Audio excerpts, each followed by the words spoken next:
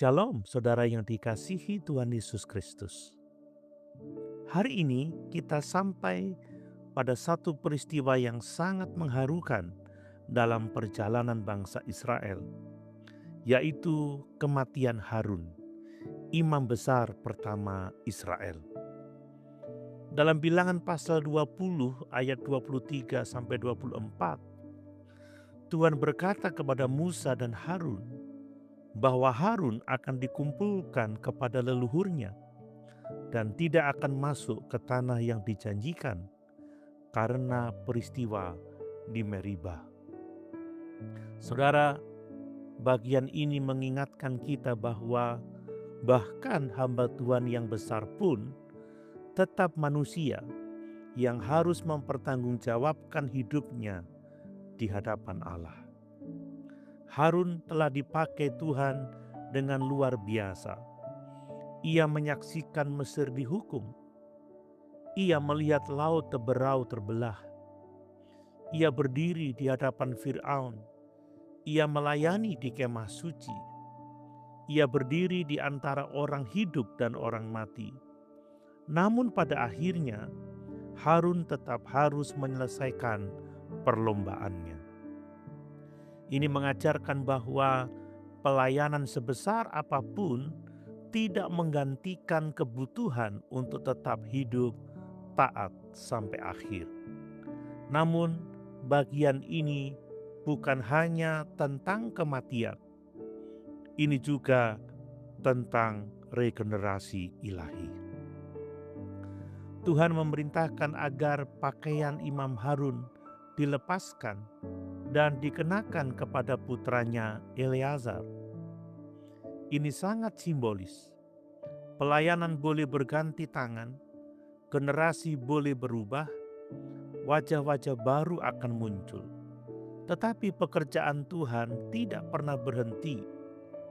Harun meninggal, tetapi keimaman tetap berjalan.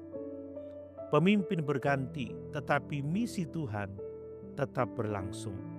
Saudara, ini adalah pelajaran yang sangat penting. Kerajaan Allah tidak bergantung pada satu orang.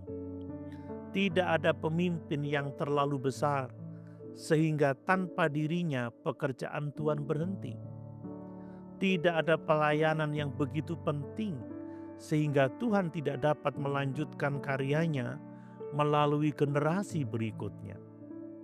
Semua kita hanyalah bagian dari pekerjaan Tuhan yang jauh lebih besar.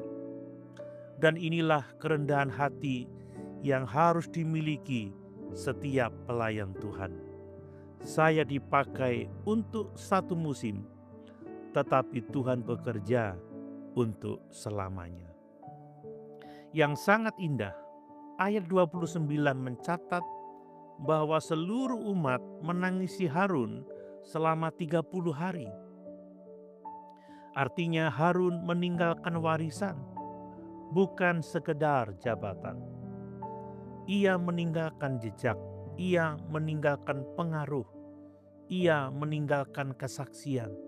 Saudara, pertanyaannya bukan seberapa lama saya melayani, tetapi warisan rohani seperti apa yang saya tinggalkan?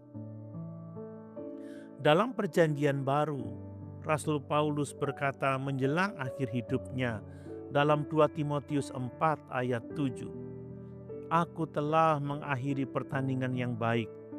Aku telah mencapai garis akhir dan aku telah memelihara iman. Itulah kemenangan sejati. Bukan sekedar memulai dengan kuat, tetapi mengakhiri dengan setia. Renungan hari ini menegaskan, generasi boleh berganti, pemimpin boleh berlalu, tetapi kesetiaan Tuhan dan pekerjaannya tetap berjalan. Pertanyaan refleksi bagi kita. Jika hari ini kita dipanggil Tuhan, warisan rohani apa yang kita tinggalkan? Apakah kita sedang mempersiapkan generasi berikutnya atau justru ingin tetap menjadi pusat?